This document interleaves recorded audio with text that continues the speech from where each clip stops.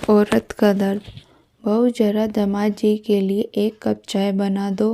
ललिता जी ने drawing room से ही अपने दामाद के बगल में बैठे बैठे ही अभी अभी दोपहर के काम से निपटी अपनी बहू सीमा को आवाज़ दी।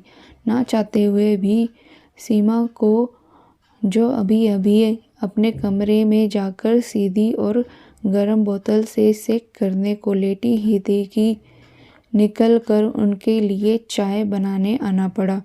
कोई और दिन होता तो शायद सीमा को इतनी तकलीफ नहीं होती, पर आज उसकी महामारी का दूसरा दिन, और दूसरे दिन उसके लिए हमेशा से ही बहुत ही पीड़ादायक था।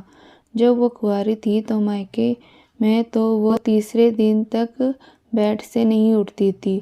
उनको इतने दर्द में देखकर उनकी माँ ने उसे डॉक्टर को भी दिखाया था, पर डॉक्टर ने ये बोलकर कि सीमा की बॉडी में सब कुछ नॉर्मल है, ये दर्द तो होता ही है, किसी को कम किसी को ज़्यादा।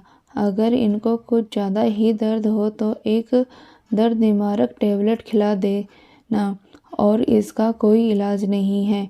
घर भेज दिया था।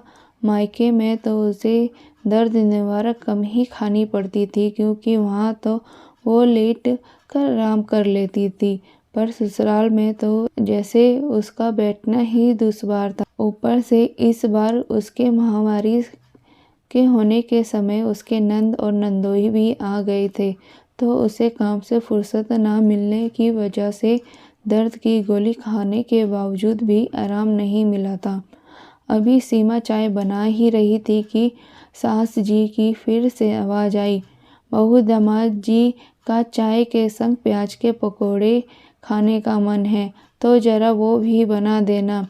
अभी अभी तो सीमा सभी को खाना बनाकर खिलाकर हटी ही थी, ऊपर से दर्द भी इतना हो रहा था कि उससे आसानी से खड़ा भी नहीं हुआ जा रहा था। तो उसने आवाज़ देकर मम्मी जी इधर आना, ललिता जी को रसोई में बुलाया और फिर बोली, मम्मी जी आपको तो पता ही है कि आज मेरी महामारी का दूसरा दिन, और दूसरे दिन मुझे कितनी तकलीफ़ होती है। मुझे इस समय भी बहुत दर्द हो रहा है, इसलिए मैं अब यहाँ और खड़े होकर पकोड़े नहीं बना पाऊँगी। वैसे भी अभी तो सभी ने खाना खाया है, तो मैं नंदोई जी को चाय के साथ सूखा नाश्ता, मठरी और नमकीन दे देती हूँ। सीमा के इतना कहते ही ललिता जी उससे गुस्सा होते हुए बोली, तुम ही अनोखी हो क्या जिसे महामारी हो रही है? मैं भी होती थी, पर मैंने तो घर आए मेहमानों का कभी यूँ अपमान नहीं किया। अरे जब मैं काम करती थी तो किसी मेहमान को कुछ मांगने की ज़रूरत ही नहीं पड़ती थी। मैं तो आगे से आगे सबकी पसंद समझकर सारे काम करती थी। मेरी महामारी होने की तो किसी को कानो कान खबर तक नहीं होती थी, और एक तुम हो घर में तो हल्ला मचाती हो, दामाद जी के सामने भी शुरू हो गई हो। वैसे भी दामाद जी ने कहा है तो तुम्हें पकोड़े बनाने ही पड़ेंगे, क्योंकि मुझे और उनको ना सुनना पसंद नहीं है। जी मम्मी, माना आपको और आपके दामाद को ना सुनना पसंद नहीं है, पर ज़रूरी तो नहीं कि पकोड़े भाभी ही बनाएं। भाभी को इतना दर्द है तो आप मुझसे कह देती, मैं बना देती। और आपने सोचा है कि इतनी तकलीफ़ में भाभी से ज़बरदस्ती पकोड़े बनवा कर अपने दामाद को खिलाएगी, और उन्हें इस बारे में भनक भी लग गई तो उन्हें कितना बुरा लगेगा। वो तो मुझे भी दर्द में कभी कोई काम करने नहीं देते। अपनी सास की बातें सुनकर सीमा कुछ बोल पाती उससे पहले ही उसकी नंद अपनी माँ से बोली, तो उनकी थोड़ी सहानुभूति पाकर सीमा की आंखों में अब तक रुके आंसू जलजला पड़े, जिन्हें पोंछते हुए उसकी नंद फिर एक बार बोली, आपको बताना चाहिए था ना भाभी कि आपको दर्द है। मैं आते ही रसोई में आपकी हेल्प कराने आ जाती। आप जाइए, आराम कीजिए, पकोड़े मैं बनाती हूँ। यह बोलकर सीमा की नंद ने सीमा को कमरे से भेज दिया। अभी उसने सीमा को कमरे में भेजा ही था, ललिता जी फिर एक बार बोली, पर बेटा तुम मायके में काम क्यों करोगी? ससुराल में तो करती ही हो। अब क्या तुम्हें मायके में भी एक दिन का आराम नहीं मिलेगा? मिलेगा ना, पर जब भाभी की तबीयत ठीक होगी तब। अब मगर मैं उनकी तबीयत खराब में मायके आई हूँ तो ज़रूरी तो नहीं कि वो ही सारे काम करे।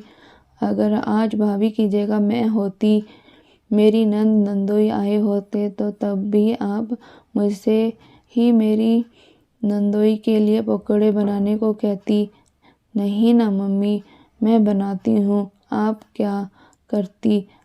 आप मुझे आराम करने को भेजकर खुद यहाँ रसोई में काम करने लगती ना, है ना मम्मी? फिर भाभी के साथ ऐसा व्यवहार क्यों? एक बात कहूँ मम्मी जी, आपके हाथ पैर चल रहे हैं तो आप भाभी पर दोष जमा रही हो। पर मत भूलिए कि आपके इस व्यवहार से उनके मन में जो गांठ पड़ जाएगी वो कभी नहीं खुलेगी, और फिर जब बुढ़ापे में वो आपकी सुनना बंद कर देगी तो आपको ही बुरा लगेगा। इसलिए कह रही हूँ कि भाभी से ज़बरदस्ती के नहीं, दिल के रिश्ते बनाइए। और फिर ये तकलीफ़ें तो हम सभी औरतों को है, दर्द तो सभी को होता है, किसी को कम तो किसी को ज़्यादा। जब हम ही इस बात को नहीं समझेंगे तो हम किसी और से समझने की क्या उम्मीद करेंगे?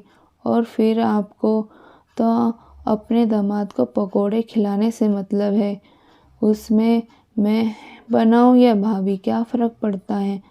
अपनी बेटी की बातें सुनकर ललिता जी जहाँ इस सोच में थी कि उनकी बेटी कितनी सयानी हो गई है, जिसने कितने अच्छे से बात को बढ़ने से रोक लिया, वहीं सीमा को अपनी नंद की सहानुभूति से बहुत सहारा मिला था। एक नंद अपनी भाभी की मदद करके खुश थी और नंदोई जी अपनी बीवी के हाथ के पकोड़े खाकर।